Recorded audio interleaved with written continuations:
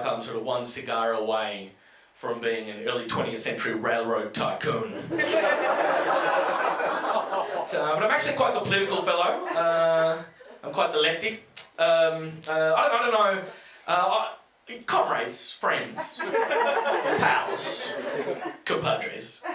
Do you guys remember back when we were young? Oh, by the way, throughout this whole routine, I'm going to imagine that you guys are the same age as me, 35, alright? So feel free to bring up or down the age, depending on the circumstances. Alright. Hey guys, remember when we were young, like in the late 90s, early 2000s? Remember that?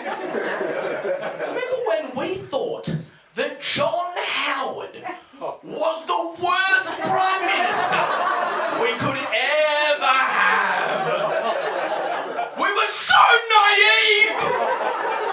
Oh, it was a simpler time. And we were like, oh, John Howard, he's bringing us back to the 1950s. Oh, the 50s. Whereas now with Tony Abbott, he's taking us back to the 50s AD. Quite literally. By which I mean quite metaphorically. But it wouldn't surprise me if by the end of Tony Abbott's decadent reign, he hasn't set up some sort of gladiatorial arena out there in Sydney's western suburbs. You know, and he'll be up at a dais dressed in robes surrounded by his supporters.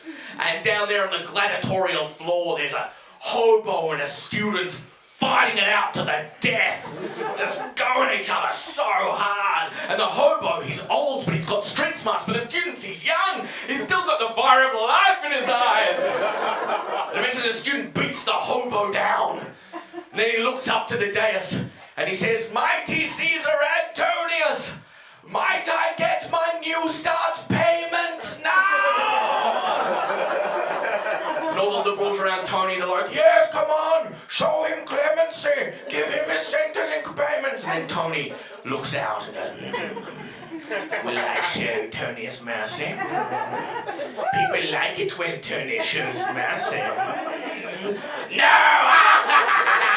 And then everyone's like, "Oh no, you didn't!"